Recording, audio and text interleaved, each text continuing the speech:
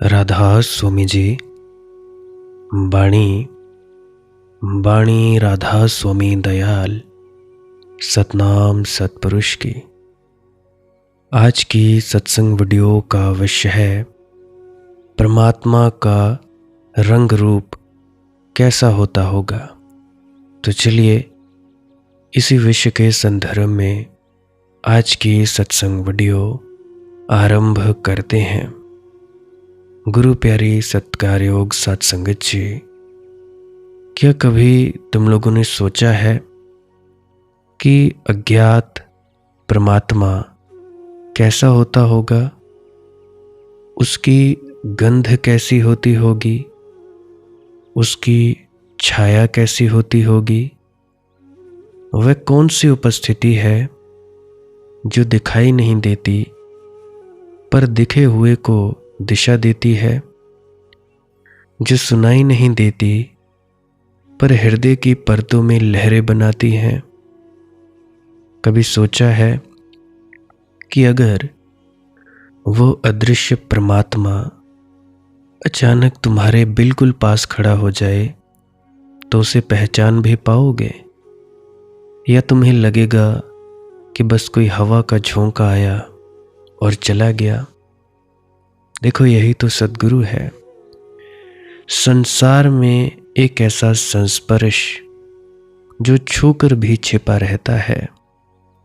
दूसरे अर्थों में सद्गुरु ही परमात्मा होता है, परमात्मा ही सद्गुरु होता है, सद्गुरु ही परमात्मा हो जाता है।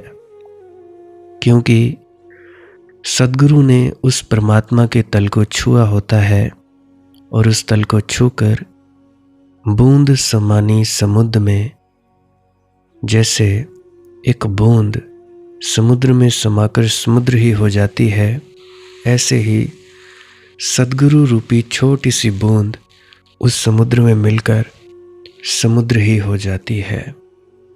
तो यही तो सद्गुरु है, यही तो उस परमात्मा का साकार रूप है।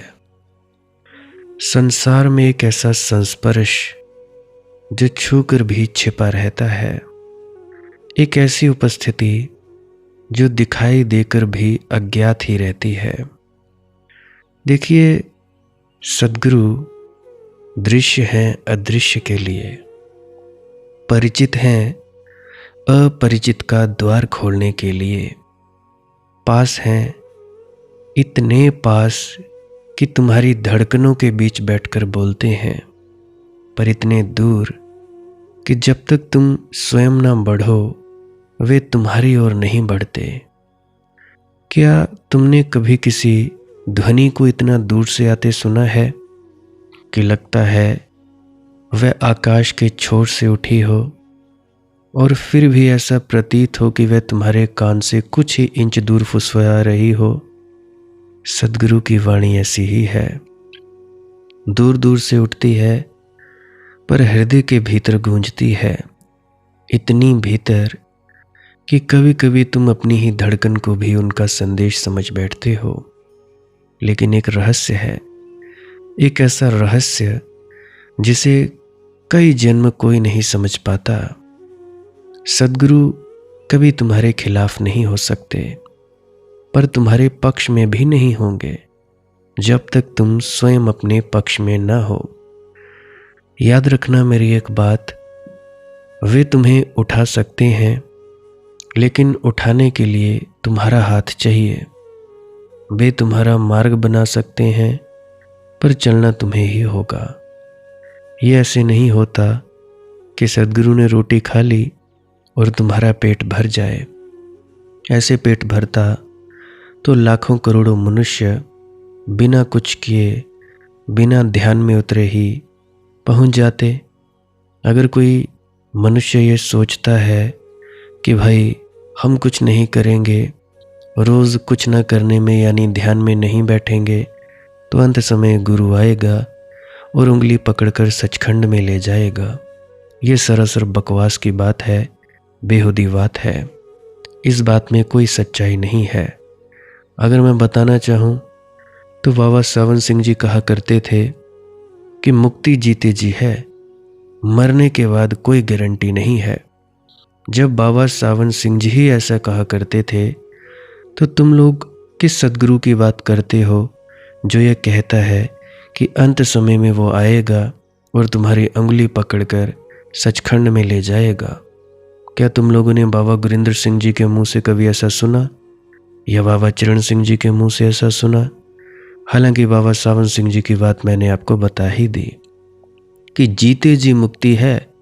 अगर कोई व्यक्ति जीते जी मुक्त नहीं हो सका तो मरने के बाद या मरने पर कोई गारंटी नहीं है, क्योंकि जो व्यक्ति जीते जी अपने आप की पहचान कर पाता है, परमात्मा की पहचान कर पाता है, केवल वही व्यक्ति उस परमात्मा तक मरने के बाद भी पहुंच जाता है। तो इस भुलेखे में, इस भ्रम में बिल्कुल ना रहें, क्योंकि भ्रमों में रहने की आप लोगों को आदतें हो गई हैं।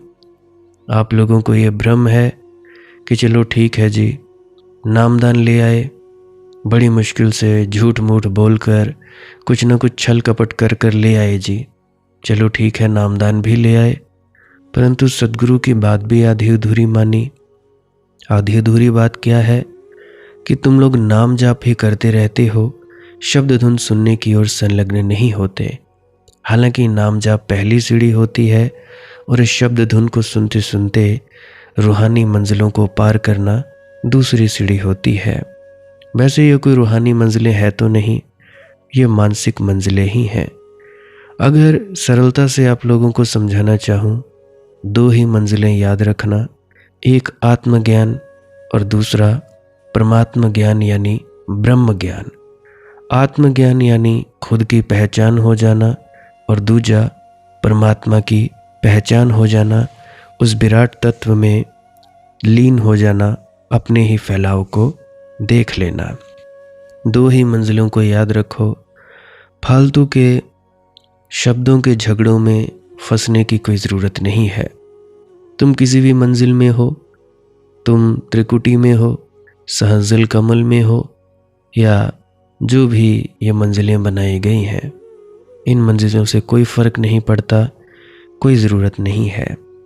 सीधा सीधा सरलता से आप लोगों को बता देना चाहूँगा, सबसे पहले आप लोगों के भीतर प्रेम जागेगा।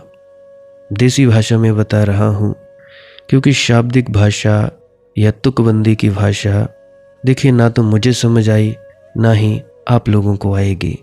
हो सकता है आप लोग मेरे से ज़्यादा समझदार होगे या ज़्यादा इंटेलिजेंट, ज़्यादा पढ़े लिखे होगे, क्योंकि मैं तो 12 पास हूँ।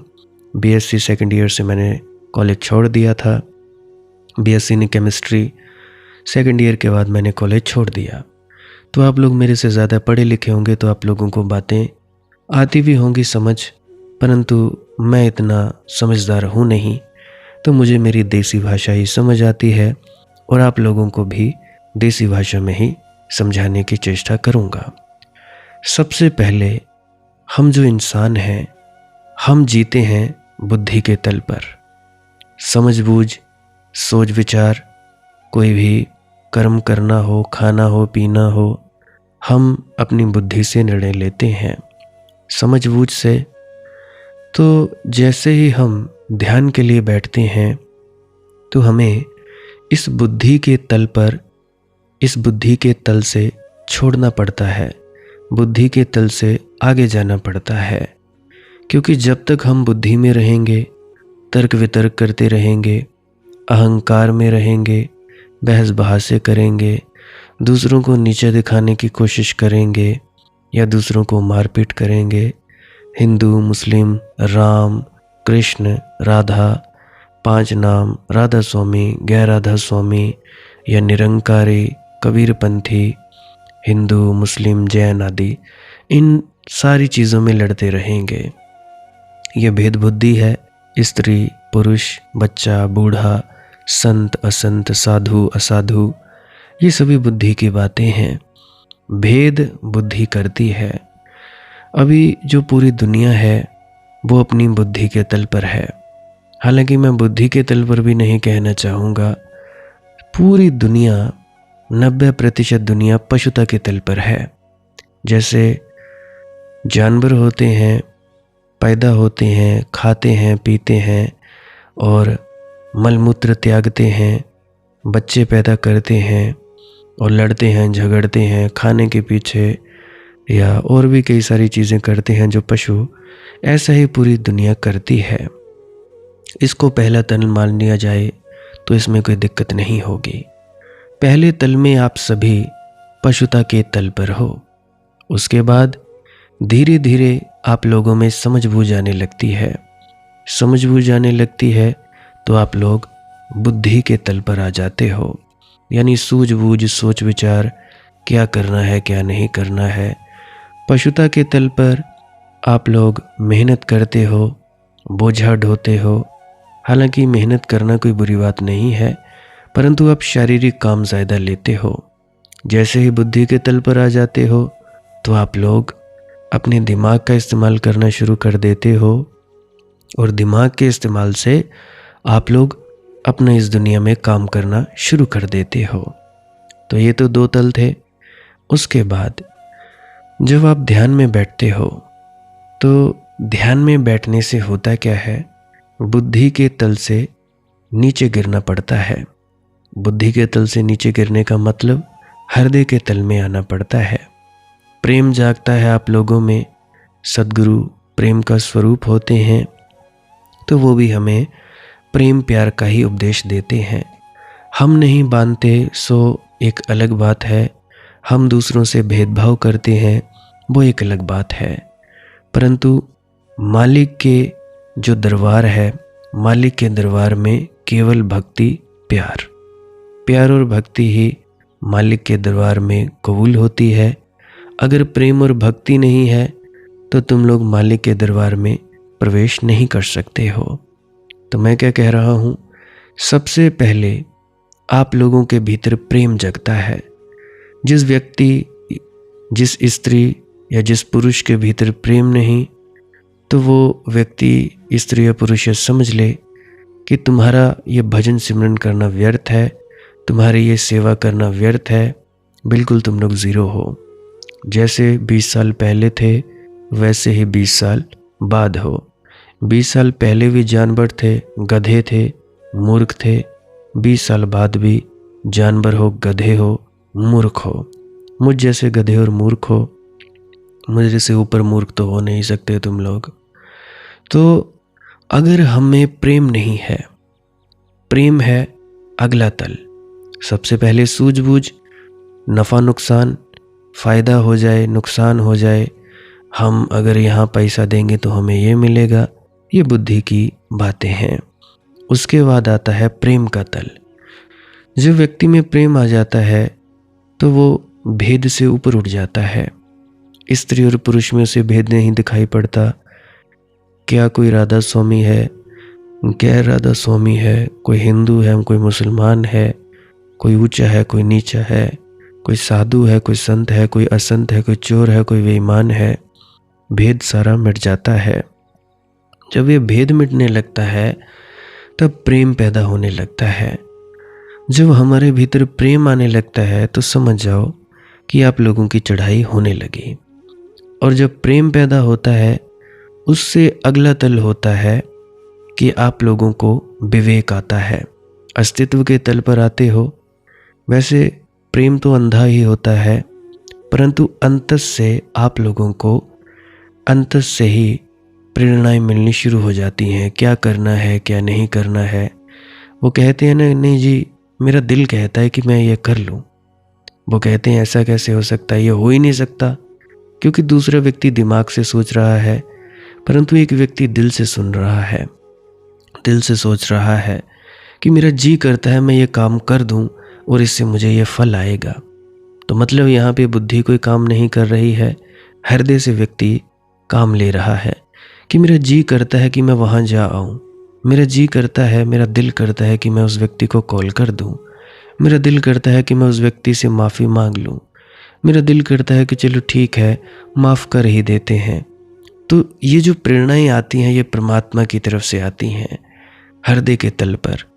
उससे अगला तल है तुम्हारा अस्तित्व का तल। अस्तित्व के तल में तुम डूब जाते हो, या यूं कहें गहन सुषुप्ति में चले जाते हो, तो जब तुम अस्तित्व के तल में होते हो तो वहाँ तुम्हारा ना तो दिमाग के विचार होते हैं, ना ही तुम्हारा प्रेम या नफरत होती है। कई बार बहुत से साधक हैं जिनको बैठे बैठे ये महसूस होता होगा, किसी के प्रति प्रेम महसूस होता होगा, कभी कभी नफरत आती होगी, गुस्सा, जलन वगैरह वगैरह, तरह तरह के विचार, तरह तरह की भावनाएं। यानी विचारों से परे चले गए हृदय में आ जाए, हृदय से परे चले गए अस्तित्व में आ गए। वहाँ ना तो अच्छा है ना तो बुरा है, ना तो ठीक है ना तो गलत है, ना तो प्रेम है और ना ही नफरत है। तो जब आप लोग अस्तित्व में आ जाओगे तो एकदम तुम शून्य में आ जाओगे। अब जब तुम लोग शून्य में आ जाओगे तब तुम्हें प्रदान होगी दिव्य दृष्टि, यानी तुम्हारी तीसरी आंख खुल जाएगी। जब तुम्हारी तीसरी आंख खुलेगी तब यहाँ से यात्रा, असली यात्रा शुरू होगी। अभी तो तुम लोग टक्करें ही मार रहे हो, अभी तो तुम लोगों को यात्रा भी शुरू नहीं हुई है। बुरा मत मानना, बहुत से लोग मेरी बात का बुरा मान जाते हैं। चलो मान भी जाए, मेरा क्या उखाड़ लेंगे, मेरा शरीर जाएगा, मेरा तो कुछ नहीं जाता। अगर कोई उखाड़ेगा भी मेरे शरीर का उखाड़ेगा, मेरा तो कोई कुछ कर नहीं सकता। मारेगा कोई मेरे शरीर को मारेगा, मरेगा शरीर, वो तो वैसे ही मर जाएगा, आज नहीं तो कल मर ही जाएगा। तुम लोग नहीं मारोगे तो मौत मार देगी, चलो वे तो एक अलग बात है। तो बुरा मत मानना, आप लोग अभी पहली स्थिति में भी नहीं आए हो कि तुम लोग दिव्य दृष्टि को प्रदान हो जाओ। दिव्य दृष्टि तो तुम लोगों को तब मिलेगी ना, तीसरी आंख तो तुम लोगों की तब खुलेगी ना, जब अहंकार हटेगा, जब भेदभाव मिटेगा, जब तुम्हारे अंदर करुणा भाव जन्मेगा, तभी तो खुलेगी ना तीसरी आंख। जब तुम्हारी तीसरी आंख खुलती है तब तुम वैसे ही ध्यान में रहने लगते हो। कोई चौकड़ी मारने की ज़रूरत नहीं, खुली आंख में भी तुम ध्यान में ही हो, आंख बंद की तब भी ध्यान में ही हो, मतलब तुम ध्यान में ही रहने पड़ते हो। तुम्हें ज़्यादा जोर नहीं लगाना पड़ता। कई बोलते हैं जी हम बाथरूम जाने लगते हैं, ध्यान टूट जाता है। देखिए, विनती है मेरी आप लोगों से, वो ध्यान नहीं होता है, वो एकाग्रता होती है। जो टूटती है वो एकाग्रता टूटती है, ध्यान नहीं टूटता। ध्यान का मतलब है जागृता।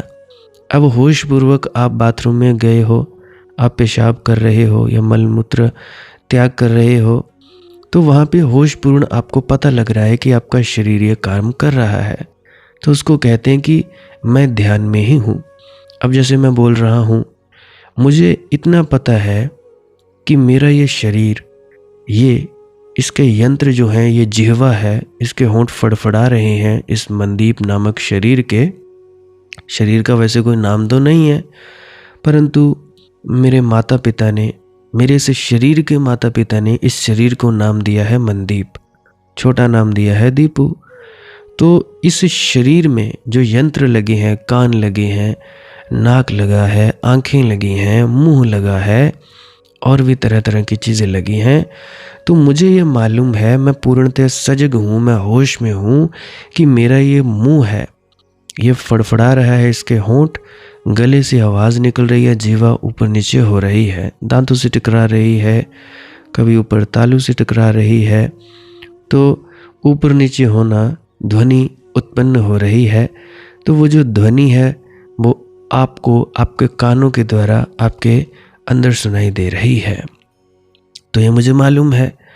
तो इसका क्या मतलब, क्या मैं ध्यान में नहीं हूँ?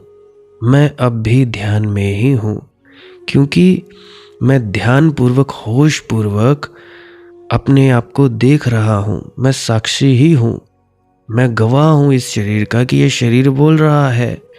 इस बोलते हुए शरीर का मैं गवाह हूँ। तो मेरा ध्यान टूटा कब? जब ख्याल आया कि हाँ मैं साक्षी हूँ, तब आप अपने आप में ठहर गए। जब ख्याल टूट गया तब ध्यान टूट गया। मतलब जो सच्चा साक्षी है, जो सच्चा ध्यान है, वो टूटता नहीं है। जो आप हो, एकाग्र हो गए हो, विचारों का होना या ना होना, अब विचार नहीं है तो एकाग्र हो गए, विचार हैं तो आप लोगों को लगता है कि एकाग्रता टूट गई। इसी को भी आप कहते हो ना कि भाई भटक रहे हैं। तो मैं क्या कह रहा हूँ, आपके मन में चाहे विचार चलें चाहे नहीं चल रहे हैं, तो आप दोनों स्थितियों के साक्षी हो, दोनों स्थितियों के गवाह हो। आपने ध्यान के लिए चौकड़ी मारी बैठे, तो आप उस बैठे हुए शरीर के भी तो गवाह होना। तो ये गवाह मात्र होना ही ध्यान में होना है। एकाग्र चित्त होना ध्यान नहीं है। ये मैं बहुत बार आप लोगों को बता चुका हूँ। तो इसीलिए रोज़ रोज़ नए नए लोग आ जाते हैं, नए नए उनके प्रश्न आ जाते हैं, वही प्रश्न। तो नए लोगों से मेरी एक ही विनती है कि पुरानी वीडियोस को भी अवश्य सुना करो। एक दिन में एक नई और पुरानी, मतलब एक दिन में 24 घंटों में 2 घंटे मेरी वीडियो सुनने को लगा दो।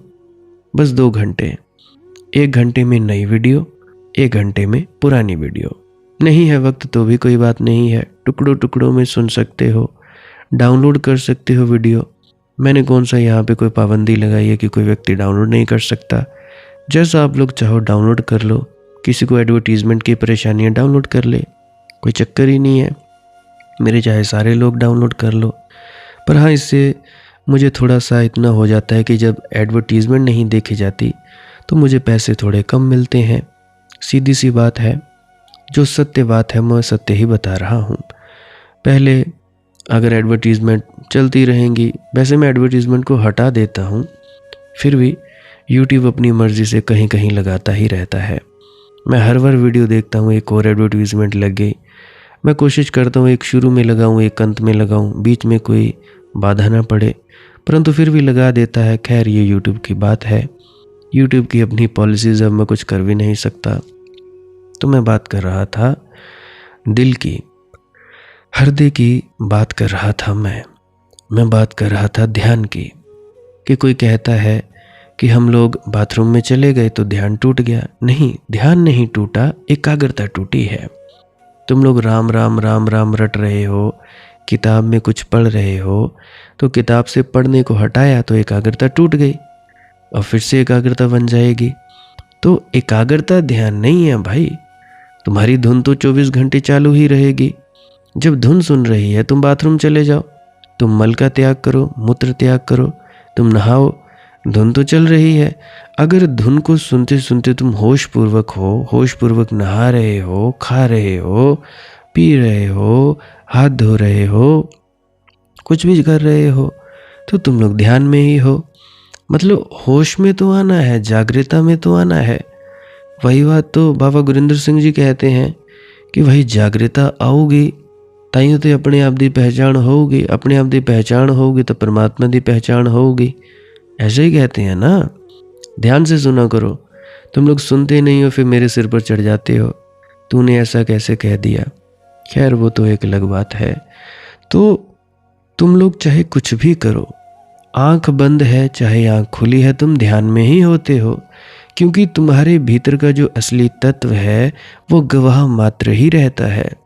अब तुम लोग इस बात के गवाह हो, जितने भी लोग मुझे सुन रहे हैं, कि मेरे शरीर के कानों के जरिए ये आवाज़ सुनाई दे रही है। क्या तुम लोग इसके गवाह नहीं हो? तो जैसे ही तुम होश में आ जाओगे, तुम इस चेतना में आ जाओगे कि भाई हम इस सुनने के गवाह मात्र हैं, तो तुम लोग ध्यान में आ गए।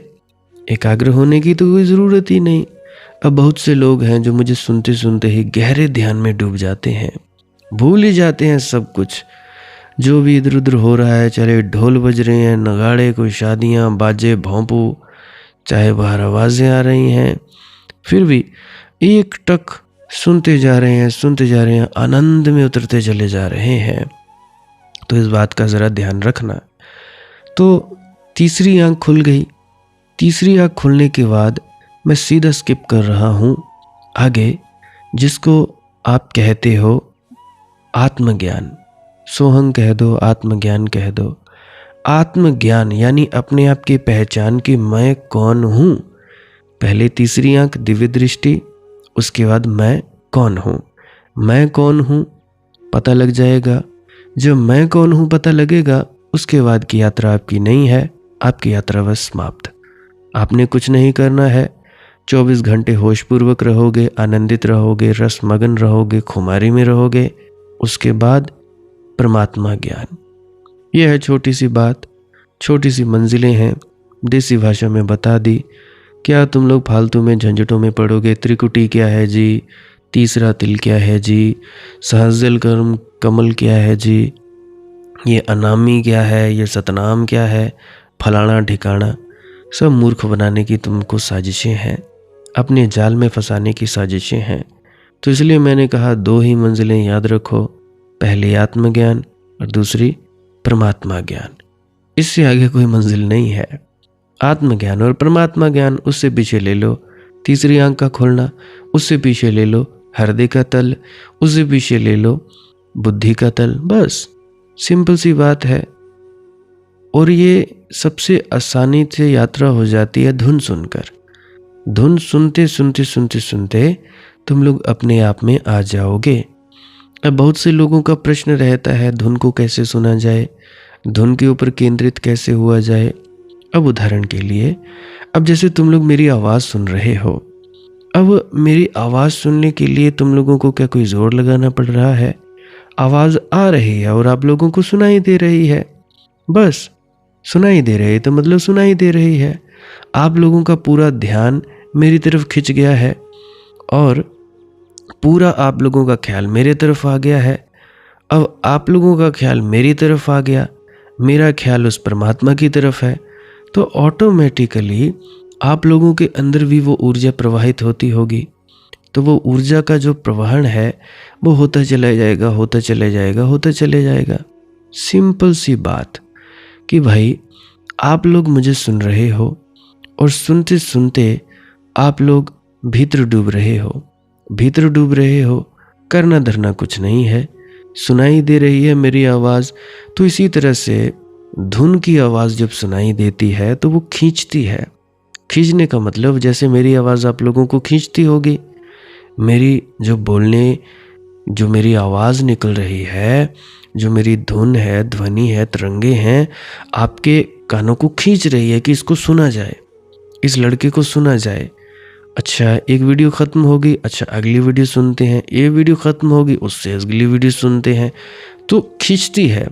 उसी तरह से ये जो अनहद नाद की आवाज़ है, शब्द धुन की आवाज़ है, इसको सुनना है। और एक बात और ध्यान में ले लेना है, जब भी ये अनहद नाद की आवाज़ आपके भीतर की सी सी की आवाज़, साई साई की, टी टी की आवाज़, जब ये ज़्यादा आपको मधुर लगने लगे मेरी आवाज़ से, तो मेरी वीडियो को भी बंद करके इस आवाज़ को ही सुनना है। परंतु अगर आप लोग जैसे मेरी वीडियो बंद की आवाज़ सुननी बंद हो जाए तो फिर से मेरी वीडियो को लगा देना। सिंपल सा तरीका है, साधारण सा तरीका है।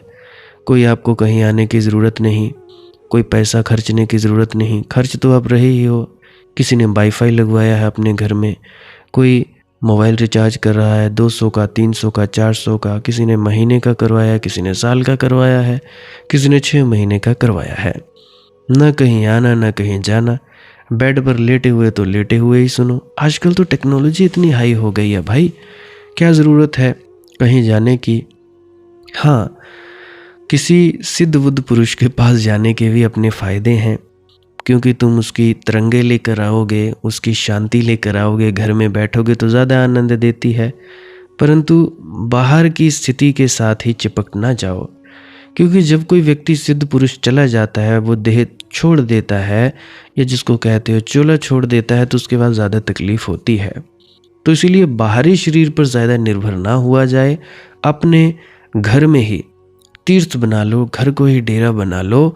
जैसे ही कमरे के अंदर पाँव रखें, धुन चालू हो जाए, धुन सुनाई देने लगे, धुन सुनने लगे, बस आंख बंद करो और डूब जाओ। जैसे शराब की प्यालियाँ पी जाती हैं, जाम पे जाम ढाले जाते हैं और मस्त हुए जाते हैं, ऐसे ही पीते चले जाओ।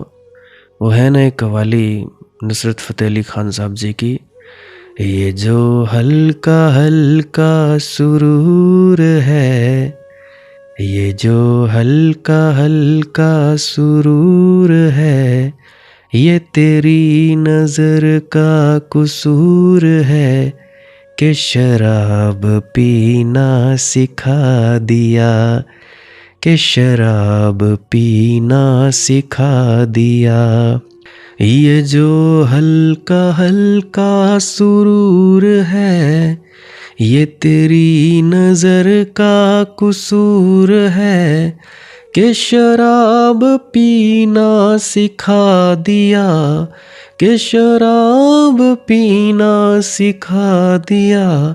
तेरे प्यार ने, तेरी चाह ने, तेरी बहकी बहकी निगाह ने मुझे एक शराबी बना दिया, मुझे एक शराबी बना दिया। तो भाई, जिस व्यक्ति को अनहद नाद सुनने का नशा आ जाता है, वो ये बोलता है कि कब ये दुनिया के काम खत्म हो। देखिए, दुनिया के काम भी ज़रूरी हैं, जिम्मेदारियां निभानी ज़रूरी हैं। उसको यही लगी रहती है कि कब ये ऑफिस का काम ख़त्म हो, कब ये मेरी दुकान की सेवा ख़त्म हो, जो मैं दुकान पर दे रहा हूँ, ऑफिस की सेवा, या कोई पत्नी है, कब ये खाना बनाने की सेवा मेरी जो गुरु द्वारा दी गई है ये ख़त्म हो, कब ये कपड़े धोने की सेवा जो मैं अपने बच्चों के, परिवार के, पति के, सास ससुर के ये कपड़े धो रही हूँ, कब ये सेवा मेरी गुरु द्वारा जो दी गई है ख़त्म हो, कब मैं बैठूँ फुर्सत के लम्हों में और कब वो जाम पे जाम पीऊँ। उसको फुर्सत ही कहाँ भेदभाव करने की, उसको फुर्सत ही कहाँ घर से बाहर निकलने की, यही रहता है।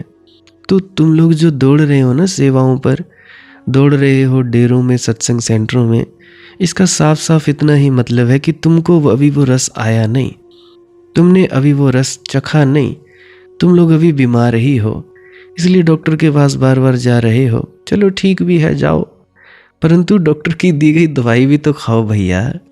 डॉक्टर ने दवाई बताई है कि चुपचाप घर में जाकर बैठो और ध्यान में डूब जाओ, तभी तो तुम लोगों को परमात्मा का स्वरूप पता लगेगा। है क्या है परमात्मा का रंग रूप, क्या है, कहाँ है, कैसा नहीं है, नहीं तो कैसे पता चलेगा। तो भैया, मेरे साथ तो ऐसे ही होता है। बहुत से लोग हैं, मुझे बुलाते हैं, मंदी बेटा आओ। मंदी बेटा क्या खा खाए, उसको अपनी सुध बुध नहीं रहती। कुछ कह देते हैं, चलो ठीक है बच्चा, तुम्हारे पास ही आ जाते हैं। मैं कहना अभी मत आना, कोई ज़रूरत नहीं आने की। फिर कहते हैं क्यों नहीं आने की ज़रूरत, हम ही आ जाते हैं। फिर मैं कहता हूँ बात तुम किससे करोगे, मिट्टी के ढेले से। मैं तो बैठता होऊंगा, मेरी तो आँख भी बड़ी मुश्किल से खुलती है।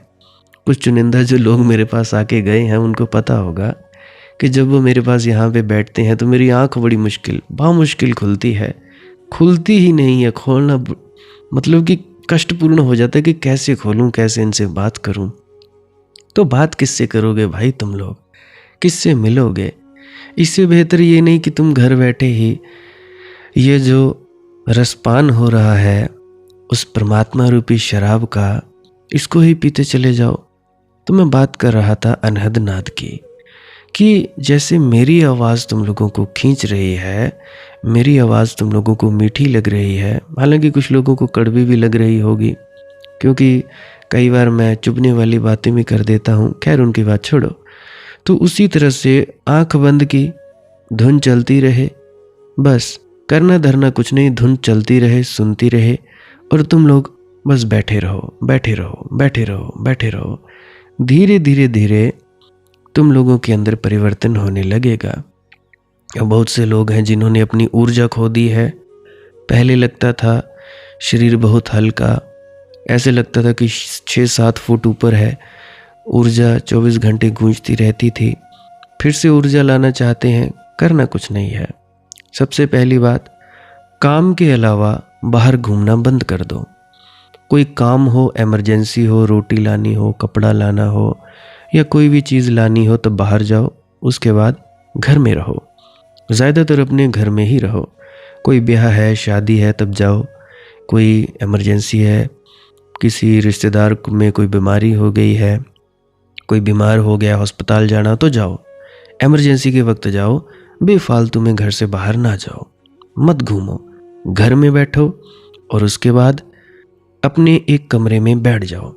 रोज़ बैठते रहो, चाहे तुम्हारा बेड है जहाँ सोते हो वहाँ बैठते हो, चाहे तुम्हारी सोने का स्थान है या नीचे जहाँ भी तुम्हारी मौज है बैठते जाओ।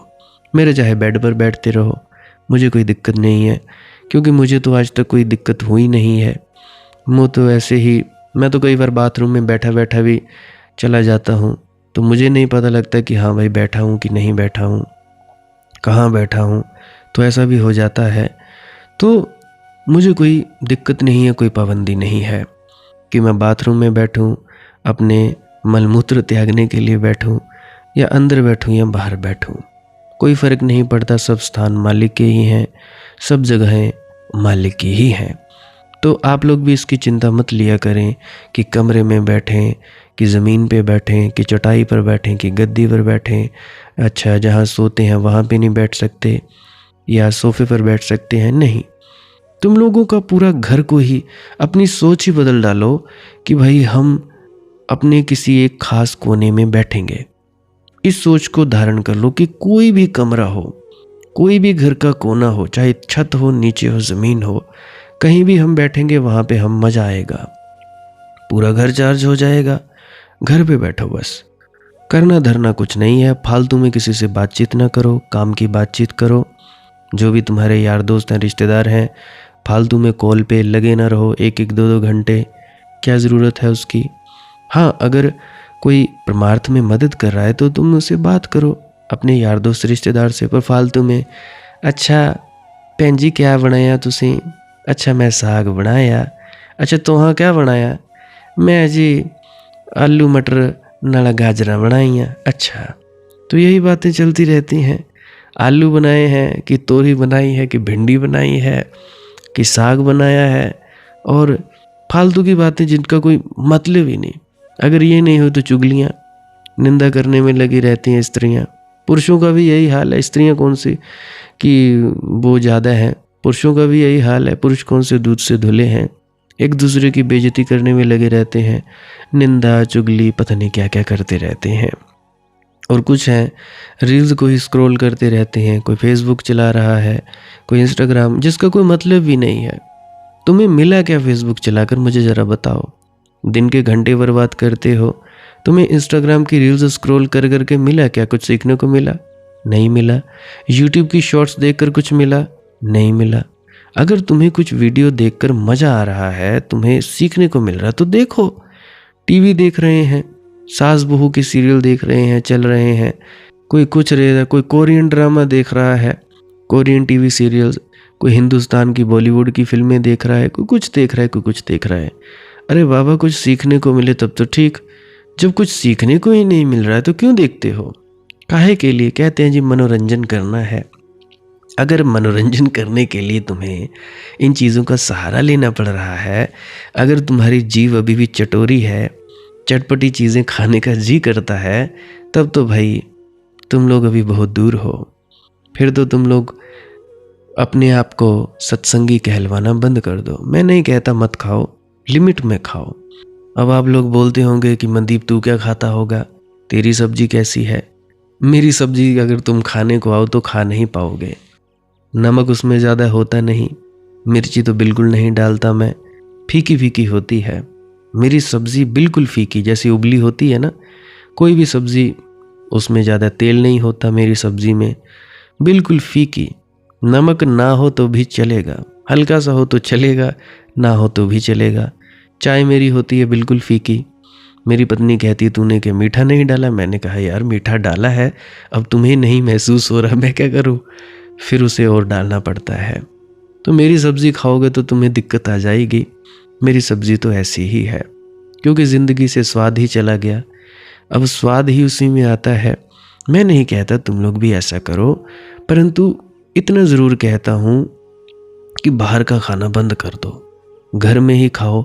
जितना घर में खाओगे, अगर घर का खाना खाओगे तो उतना ज़्यादा ही तुम्हारे ध्यान में तरक्की होगी।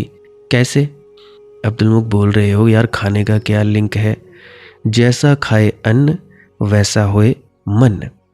अब आप लोग बाहर पे मोमोज खाते हो, स्प्रिंग रोल्स खाते हो, नूडल्स, चाउमीन, बर्गर, पिज़्ज़ा या और भी तरह तरह की चीज़ें खाते हो, तो तो इससे होता क्या है, ये भोजन है तामसिक भोजन। इस भोजन से आती है नींद आती है, और जीभ में टेस्ट एनहेंसर्स लगाए जाते हैं, इनमें जो इंग्रेडिएंट्स होते हैं इन भोजन में, कि जीभ का स्वाद बढ़ाने के लिए। जब जीभ का स्वाद बढ़ाने के लिए इसमें केमिकल मिलाए जाते हैं, तो घर की रोटी तुम खा नहीं सकते, क्योंकि घर की रोटी लगेगी फीकी।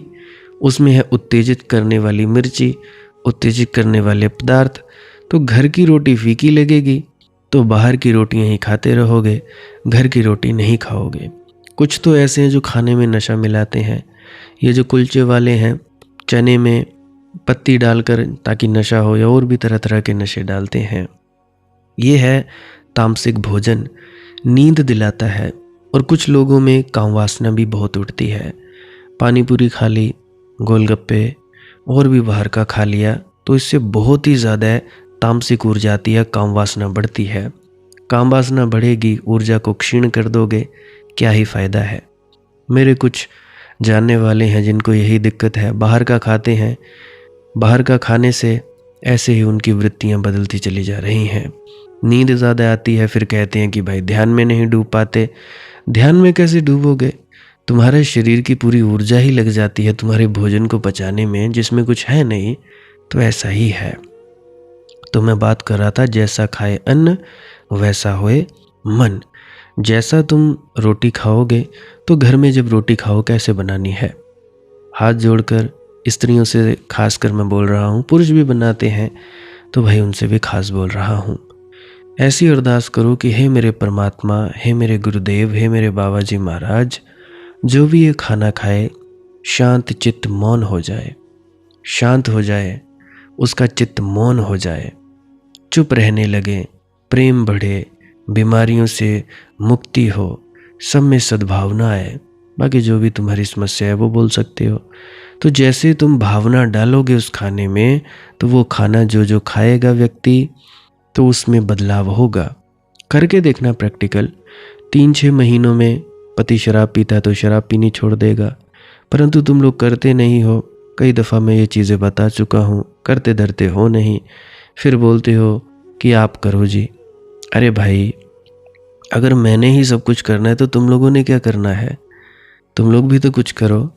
इतना क्या कम है जो अपने आनंद और मस्ती को छोड़कर ये बोल रहा हूँ, 1 घंटे के लिए बोल रहा हूँ, इतना क्या कम है। तो अगर नहीं लगता तो मैं कुछ कह नहीं सकता। तो मैं इतना ही कह रहा हूँ कि इस तरह से, और खाना ऐसे बनाओ जैसे अपने गुरु के सेवकों के लिए खाना बना रहे हैं। गुरु के सेवकों के लिए अपने घर को डेरा बना दो, कोई चक्कर की बात नहीं। तो मैंने बात की थी मंजिलों की, कि भाई ये है मंजिलें, बुद्धि का तल, और उसके बाद हृदय का तल, उसके बाद अस्तित्व का तल, उसके बाद तीसरी आंख, उसके बाद आत्मज्ञान, उसके बाद परमात्मा ज्ञान। सीधी सादी देसी भाषा। अब देखो परमात्मा का रंग रूप है कैसा। देखिए, परमात्मा निराकार भी है, परमात्मा साकार भी है।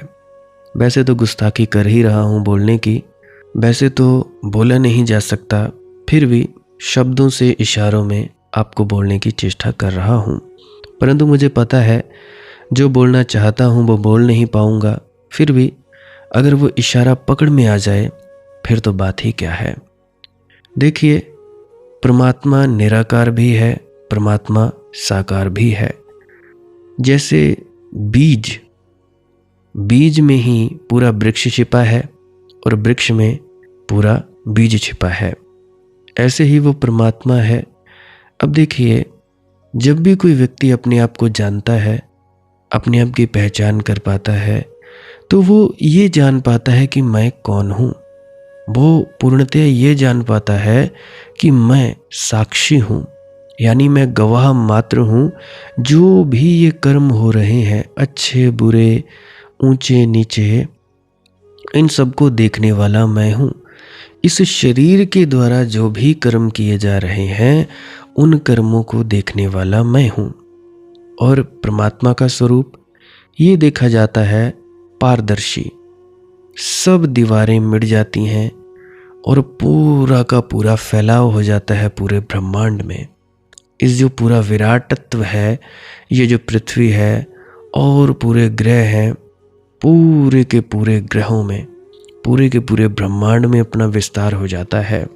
उस विस्तार को कहा जाता है विराट तत्व में लवलीन हो जाना, उसमें डूबना।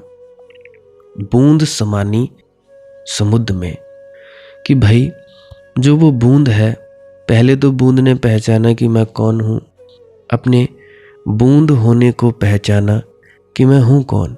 फिर उसने देखा कि मेरा स्वरूप क्या है, मेरा सच्चा स्वरूप क्या है। आत्म में राम, राम में आत्म, मेरा सच्चा स्वरूप यह पूरा विराटत्व है। बूंद खो जाएगी, जब बूंद खो जाएगी तो समुद्र ही हो जाएगी। जब वो समुद्र पूरे समुद्र की छोड़कर एक इस शरीर में आ जाएगा तो उसको कह देंगे कि ये साकार में आ गया। साकार रूप छोड़ दिया, ये शरीर नष्ट भ्रष्ट हो गया, अपने अपने तत्व मिल गए, आग का आग में, पानी का पानी में, आकाश का आकाश में, या जितने भी 5 तत्व हैं। तो उसके बाद ये जो पूरा विस्तार है वो फिर से वही का वही हो जाएगा। मतलब creation is creator itself, creator is creation itself. सृष्टा ही सृष्टि है, सृष्टि ही सृष्टा है। और यहाँ पे नियम कानून बनाए गए हैं बिल्कुल सटीकता से। जैसे हमारा गुरुत्वाकर्षण बल है, गुरुत्वाकर्षण बल है, ये भी एक कानून है कि कोई भी चीज़ ऊपर जाती है वो नीचे गिरती है। अब ये जो पृथ्वी है और ग्रह हैं, सूरज के इर्द गिर्द चक्कर लगा रहे हैं, और ये जो सूरज का, ये जो हमारे ग्रहों का सौर मंडल है, ये मिल्की वे गैलेक्सी के इर्द गिर्द चक्कर लगा रहा है। घूम भी रहे हैं, चक्कर भी लगा रहे हैं और एक दूसरे को खींच भी रहे हैं। हर ग्रह नक्षत्र की ऊर्जा का हम पर प्रभाव भी पड़ रहा है। ज्योतिष होती है, पर आजकल लूटने वाले ज्योतिष ज़्यादा हैं, सही सही बात बताने वाले ज्योतिष बहुत कम है। खैर, इसको छोड़ ही दिया जाए तो ठीक है। तो मैंने शुरू में बात शुरू की थी सदगुरु के बारे में, कि सदगुरु उस संदेश का, उस सत्य का एक संदेशवाहक है। एक ऐसा संदेशवाहक जो अदृश्य विश्व से दृश्य में उतर आया है, ताकि तुम एक झलक पा सको। किसकी? उस दुनिया की जिसे आज तक तुमने सिर्फ महसूस किया है, देखा कभी नहीं। लेकिन क्या तुम लोगों को वो समय है? क्या तुम्हें फुर्सत है उस झलक को पकड़ने की? क्या तुम्हें समय मिला है अपने भीतर एक दिया जलाने का? सोचो ज़रा, जिंदगी कितनी छोटी है, 60 साल। अगर किसी ने पूरे 60 साल भी जिए तो भी 20 साल नींद में निकल जाते हैं।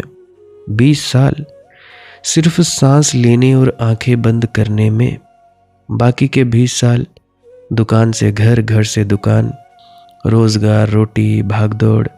और जो बचे वह समय जिसके लिए तुम कह देते हो यार समय काट रहा हूँ, वक्त को धक्के दे रहा हूँ। मेरा चाचा लगता है, विनोद है उसका नाम, हाल चाल पूछता है, वो मेरा कॉल करता है कभी कभी, और दीपू कैसा है? मैं कहता हूँ मस्त हूँ, आनंदित हूँ, तू बता। वक्त को धक्के दे रहा हूँ। तो ऐसे ही तुम्हारी बातें होती हैं। अब सोचकर देखो, तुम समय नहीं काट रहे, तुम जिंदगी काट रहे हो। जब तुम कहते हो समय नहीं कटता, टाइम पास नहीं होता, क्या तुम जानते हो तुम क्या कह रहे हो? तुम ये कह रहे हो, हे परमात्मा, मुझे जो जीवन दिया ये बेकार है, ये कटता नहीं, बोझ है। इतना अद्भुत जीवन, इतना दुर्लभ अवसर, जिसे पाने के लिए जाने कितनी चेतनाएं भटक रही हैं, वह तुम्हें मिला है और तुम कह रहे हो समय काट रहे हैं।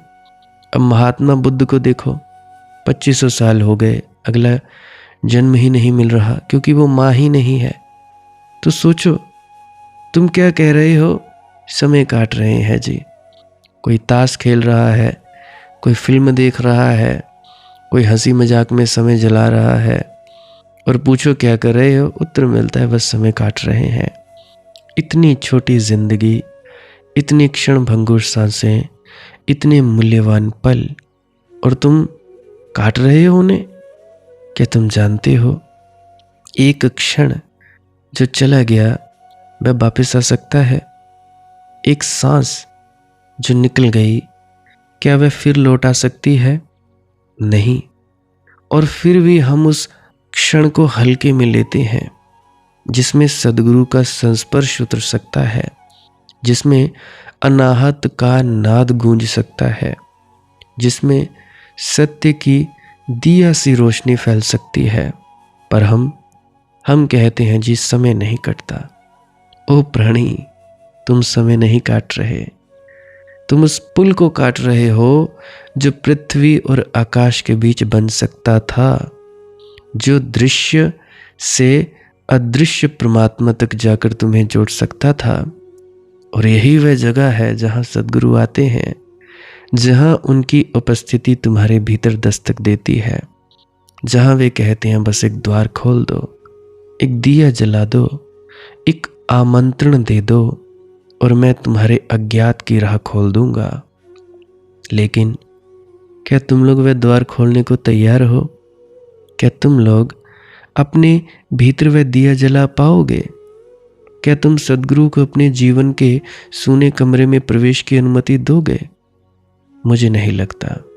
देते भी हो ओछे मन से, ओछे ओछे चले गए हैं, चलो ठीक है जी, नामदान मिल गया, मुक्ति हो गई। ऐसे कैसे मुक्ति हो गई? मुझे अपनी दादी की याद आती है जो मोहल्ले में थी। कमला उसका नाम था दादी का, जो ज्ञान दादाजी की पत्नी थी।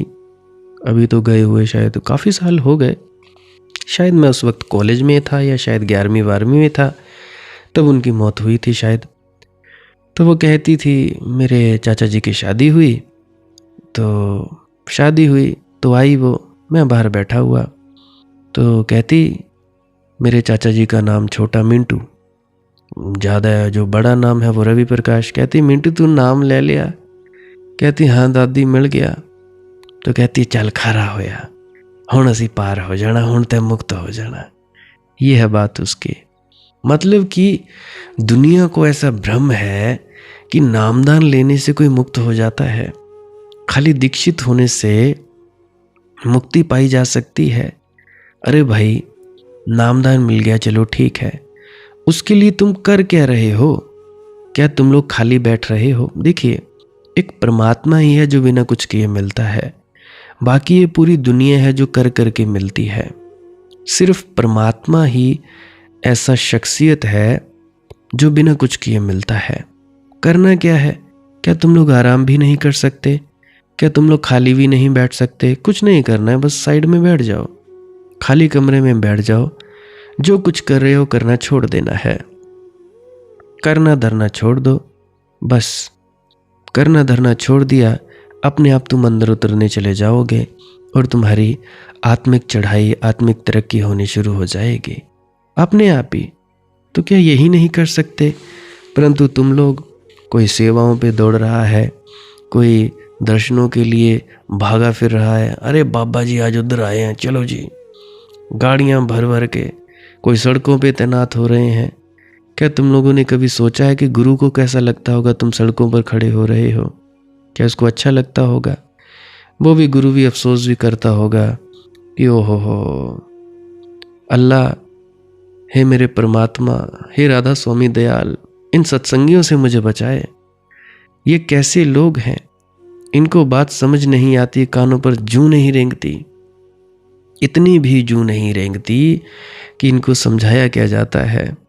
और पता नहीं, शायद मेरे ही दिमाग में फ़र्क है कि इतने भंडारे होते हैं तब आ जाएं दर्शनों के लिए, किसी न किसी एक को आ जाएं तब आ जाएं। परंतु कुछ मूड ऐसे भी हैं जो चाहते हैं कि मान लो 25 भंडारे हैं साल के, 25 के 25 लगाएंगे जी, और उसमें बड़ी बहादुरी समझते हैं कि सत्संग सेंटर में अब कितने सत्संग होते हैं? एक हफ्ते में 2 होते हैं, अब एक महीने में कितने हो गए?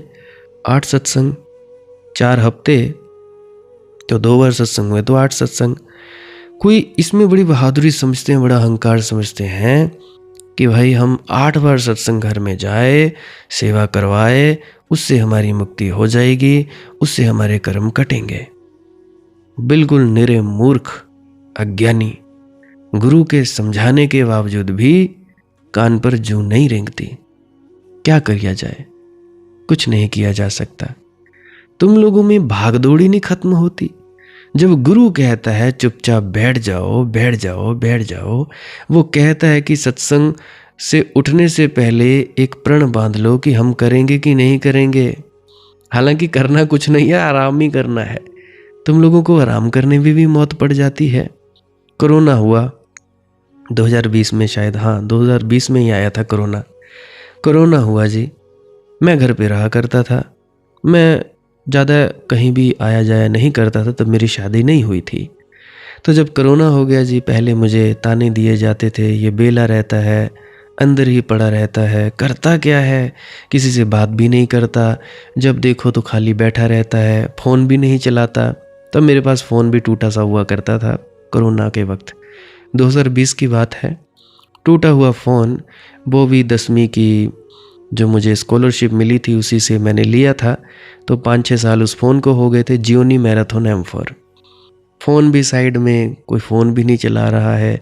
ये करता क्या है, लोगों को समझ में नहीं आती थी कि भाई ये व्यक्ति करता क्या है। कोई बात उनको समझ नहीं आती। तो कोरोना आ गया जी। तो जब कोरोना आ गया तो सभी बड़े परेशान। मेरे पिताजी आ गए। मेरे पिताजी उस वक्त रिटायर नहीं हुए थे, तो चौहाल में वे काम करते थे, शायद रिलायंस फैक्ट्री में काम करते थे, क्योंकि ज़्यादा मुझे उन्होंने बताया नहीं, अब भी मैंने उनसे पूछा भी नहीं। तो वो काम करते थे रिलायंस फैक्ट्री में, पहले शायद धागा फैक्ट्री में, उसके बाद वो बंद हो गई चौहाल में, फिर और फैक्ट्री में। तो वो आ गई जी। तो सभी लोग हमारे घर के आंगन में इकट्ठे होते, क्योंकि आमने सामने ही घर, सड़क पार करके दूसरे घर, और 10-15 लोग इकट्ठे हो जाते। कोरोना के वक्त की बात है। तब मतलब हालांकि फैली ही थी कि हाँ भाई कोरोना आ गया। तो कहते हाय क्या करें, खाली नहीं बैठा जाता, फालतू नहीं बैठा जाता। मैं अंदर से मस्त बाहर निकलता 9, 10 या 11-12 बजे, और उसके बाद मैं देखता कि सभी लोग कैसे परेशान हुए पड़े हैं। फिर पुलिस तैनात हो गई जी। कोई छत पर बैठता, आमने सामने से बातें करते, छतों पर से। सामने छत थी, हमारे इधर छत थी, तो छतों पर से सामने ज़ोर ज़ोर से बातें, और भाई कैसा है, कैसा चल रहा है। तो लोग इतने परेशान हो गए कि भाई कैसे बैठे फालतू, हम खाली बैठ ही नहीं सकते, कोई टीवी लगा रहा है, कोई कुछ। फिर एक दिन मैं बाहर निकला, सभी बैठे हुए। मैंने कहा पता लगा मेरी तरह बेला रहना कितना मुश्किल काम है। तुम लोग सोचते तो कि ऐसा ही पड़ा रहता है, अरे तुम लोग खाली बैठ भी नहीं सकते। फिर मुझे कहने लगे यार दीपू, तू कैसे बिना कुछ किए बैठा रहता था, क्योंकि वे देखते थे कि ये छत पर बैठा हुआ है, कुछ भी नहीं कर रहा है, फ़ोन भी नहीं चला रहा है, बस कवालियाँ लगी हुई हैं, गाने, और साइड में फ़ोन रखा हुआ है, कुछ भी नहीं कर रहा है। कभी फ़ोन बंद कर दिया है और आंख बंद करके बैठा हुआ है, झूल रहा है, आगे पीछे घूम रहा है। कभी सामने नीचे खेत हुआ करता था, वहाँ पे बैठा करता था, तो वहाँ पे बैठा हुआ है अकारण ही। कोई काम नहीं है, कोई धंधा नहीं है, बस ऐसे ही बैठा हुआ है। एक हमारे सामने एक और पड़ोसी हैं, उसका नाम बिंदु है। तो वो मुझसे पूछता है यार तेरी कोई गर्लफ्रेंड नहीं है? मैंने बोला भाई ना किसी के आने की खुशी, ना किसी के जाने का गम। कहने लगा ये क्या बात हुई दीपू? मैंने बोला भाई जब कुछ चाहिए ही नहीं, ना कोई आए ना कोई जाए, कोई आए तो आए, जाए तो जाए, मुझे कोई लेना देना नहीं। तू भी बात करनी तो कर, नहीं करनी तो ना कर। मतलब मेरा जो गांव है आधे से ज़्यादा मुझे पागल समझता है। उस वक्त तो पूरा ही पागल करार कर दिया गया था कि ये पता नहीं कैसा लड़का है। तो भाई परमात्मा को अगर पाना है तो कुछ मत करो। जब परमात्मा को पाना है तो कुछ मत करो, दुनिया के काम करने हैं तो कर लो। तुम में से बहुत से एक चीज़ में कंफ्यूज हो जाते होगे कि यार ये तो कहता है कुछ मत करो, तो चलो ठीक है काम धंधा भी नहीं करते। अरे नहीं भाई, काम धंधा करके तुम परमात्मा को थोड़ी ना पाते हो। तुमने अपने परिवार बच्चों का पेट पालना है, तो तुम लोगों ने खुद की भी रोटी का इंतज़ाम करना है, तो उसके लिए तुम लोगों को काम तो करना ही पड़ेगा। तो जब काम करना पड़ेगा तो दौड़ो। तो काम के बाद जब बैठो, मान लो 1-2 घंटे के लिए बैठो, 1.5-2 घंटे के लिए बैठ रहे हो तो कुछ मत करो, बस खाली आंख बंद की, टांगे सीधी की, लेटे, या जैसी भी तुम्हारी मौज है वैसे तुम बैठे। छत पे बैठना छत पे बैठो, कुर्सी पे बैठना कुर्सी पे बैठो, तुम्हारी जैसी मौजो वैसा करो, बस करना कुछ नहीं है। परमात्मा को पाने के लिए कुछ भी नहीं किया जाता है। मौन, कल भी मैंने बोला था, कल भी मैंने यही बात बोली थी कि बोलना है चांदी, चुप होना है सोना, चुप हो जा मेरे प्यारे, गर तुझे ईश्वर है होना। और एक और बात मुझे याद आ रही है, बहुत से आप लोगों में से लोग होंगे जिनको ये वीडियो सुनकर आंखों से आंसू आते होंगे। तो देखिए, आंखों से आंसू आ रहे हैं, कोई बात नहीं, शुभ है, अंतस खाली हो रहा है, आंसुओं को आने दो। बिरह जगी है, बिरह जगी है तो वो परमात्मा से ज़रूर मिला ही देगी। परंतु जिन लोगों को अनहद नाद की या शब्द धुन की ध्वनि सुनाई देती है, वो लोग अवश्य ही सिर्फ इस धुन को ही सुने, जाप करना वे बिल्कुल बंद कर दें। विचार आए तो आए, जाएं तो जाएं, बस होश पूर्वक रहना है। जिस तरह मेरी वीडियो सुनते वक्त संलग्न रसमग्न हो जाते हो, उसी तरह से इस अनहद नाद की धुन को भी सुनते सुनते रसमग्न हो जाना है। फिर पता लगेगा कि परमात्मा का स्वरूप क्या है, उसका रंग रूप क्या है, फिर आएगा आनंद।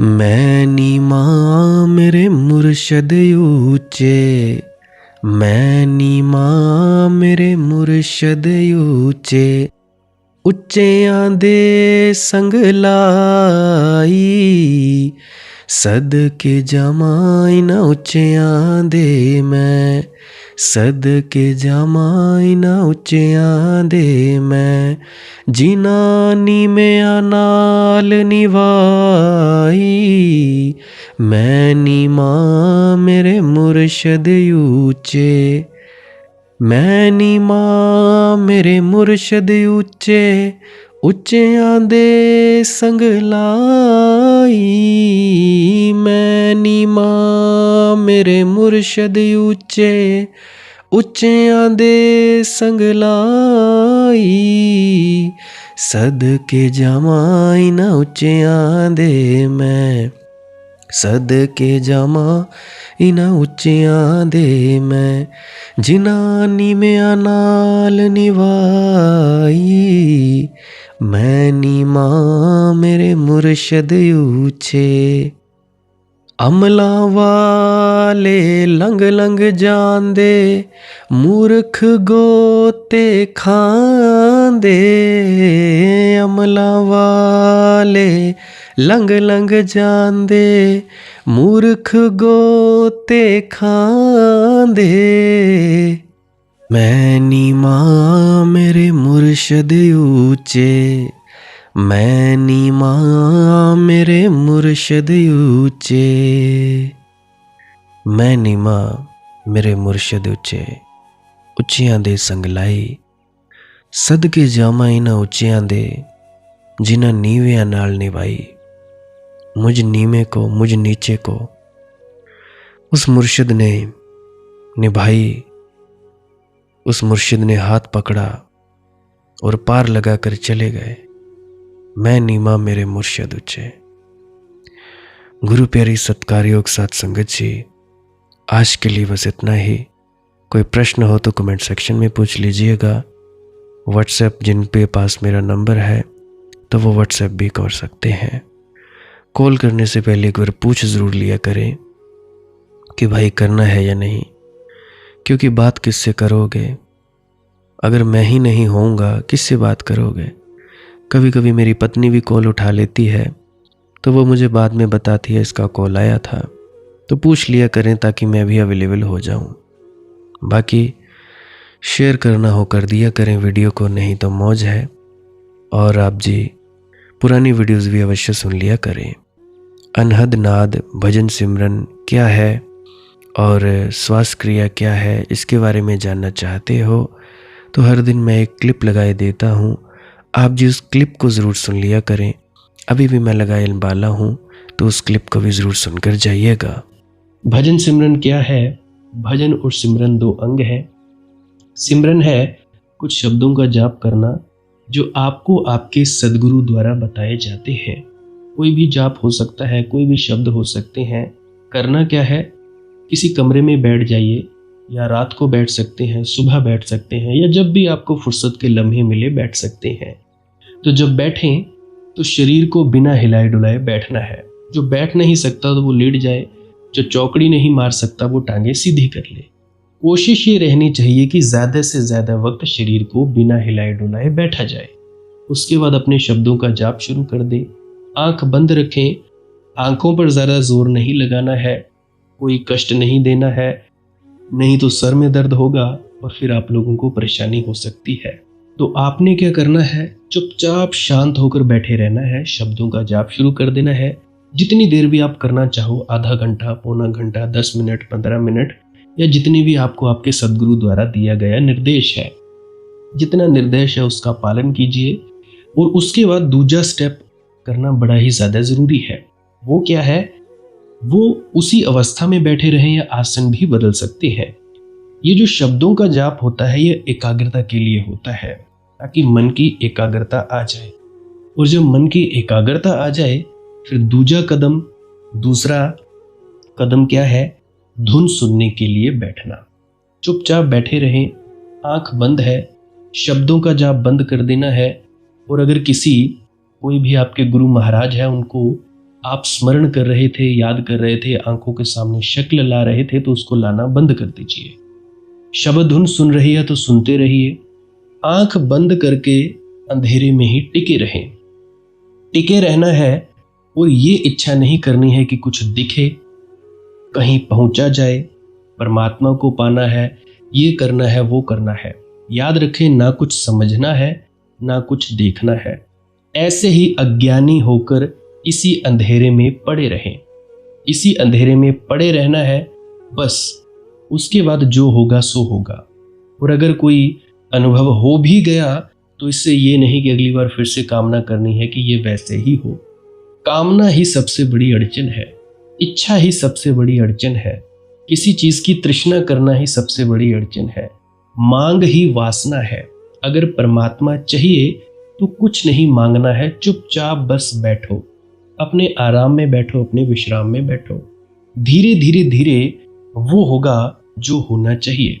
अगर मैं ज़्यादा बोलूँगा तो आप लोग फिर से उसकी कल्पना कर लोगे कि जी ऐसा होता है, खंड ब्रह्मांड ऐसे होते हैं, चांद तारे दिखेंगे, फलाना ढिकाना। तो मैं ऐसा नहीं कहूँगा, मैं बस इतना कहूँगा जो कुछ दिखता है, कुछ भी दिख जाए, वो मन है, वो माया है।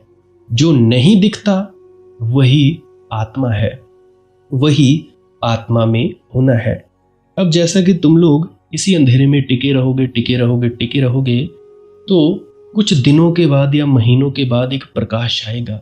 वो प्रकाश पूरे शरीर में फैलता जाएगा और धीरे धीरे तुम इस प्रकाश के सहारे अपने आप में स्थित होगे। अब देखो, इस प्रकाश को देखने वाले भी तुम हो और इस शब्द धुन को सुनने वाले भी तुम हो। अब जो ये शब्द धुन को सुनता है और प्रकाश को देखता है ये तुम हो।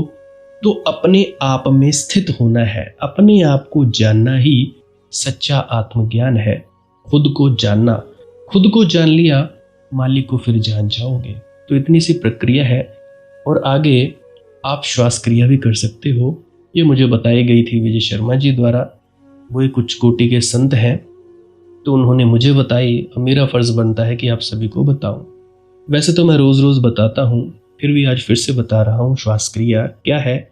नाक से सांस लेना है, मुंह से छोड़ना है। लंबा सांस लेना है नाक से और मुंह से छोड़ देना है। 15 मिनट करें, 20 मिनट करें, आधा पौना घंटा, जितनी देर भी आप कर सकते हो करें।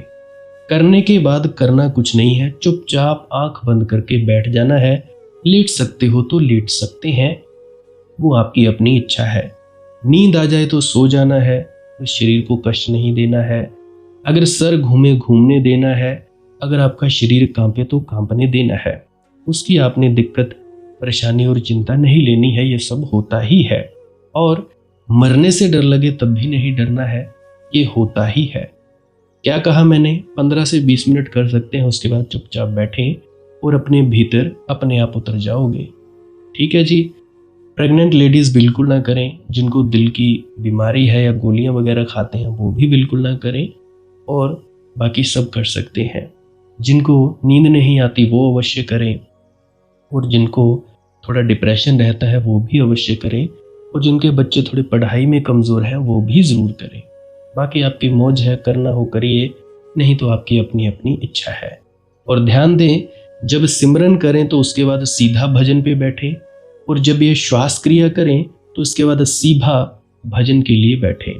अलग अलग प्रक्रियाएं हैं, एकाग्रता के लिए है श्वास क्रिया और एकाग्रता के लिए ही है भजन सिमरन।